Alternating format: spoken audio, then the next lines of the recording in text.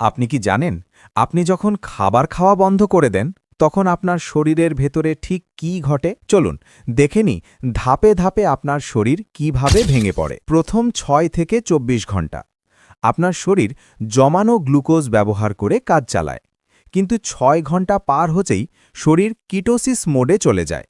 আপনার মস্তিষ্ক শক্তির অভাবে ঝাপসা হতে শুরু করবে, মেজাজ খিটখিটে হবে, আর আপনি প্রচণ্ড ক্লান্তি বোধ করবেন। এরপর আসে ১ থেকে ৩ দিন। যখন শরীরের চর্বি শেষ হয়ে আসে, তখন শরীর শক্তির জন্য আপনার নিজের পেশি বা মাসল খাওয়া শুরু করে। মনে রাখবেন, আপনার হৃৎপিণ্ডও কিন্তু একটি পেশি, তাই সেটিও ধীরে ধীরে দুর্বল হয়ে পড়ে। আপনার হাড়ের ঘনত্ব কমতে থাকে। ১ সপ্তাহ পর আপনার রোগ প্রতিরোধ ক্ষমতা সম্পূর্ণ ভেঙে পড়বে। সাধারণ একটি ইনফেকশনও তখন প্রাণঘাতী হয়ে উঠতে পারে। লিভার এবং কিডনি কাজ করা বন্ধ করে দেবে। শরীর তখন কেবল বেঁচে থাকার জন্য শেষ লড়াইটুকু করে, কিন্তু তার কাছে কোনো জ্বালানি থাকে না।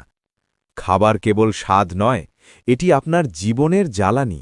তাই নিজের শরীরকে অবহেলা করবেন না। সময় মতো পুষ্টিকর খাবার খান, কারণ এই কাঠামোটি টিকিয়ে রাখার দায়িত্ব একান্তই আপনার।